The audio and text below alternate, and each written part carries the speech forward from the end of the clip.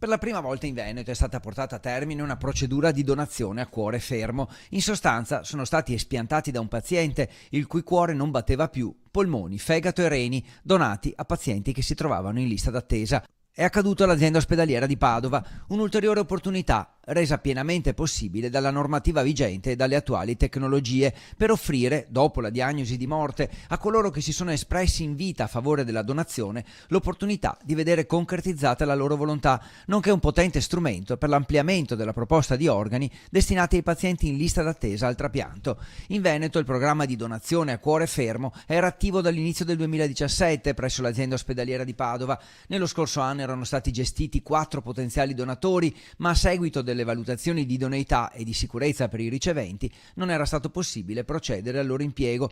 Prima di tutto esprimo cordoglio e gratitudine alla donatore e alla sua famiglia per un gesto di generosità che è sempre straordinario. È grazie a loro e all'efficacia e alla professionalità dell'organizzazione che la sanità veneta ha varcato una nuova frontiera, ha affermato il presidente della regione, Luca Zaia. Attualmente in Veneto sono più di 1200 i pazienti in attesa di un organo per trapianto.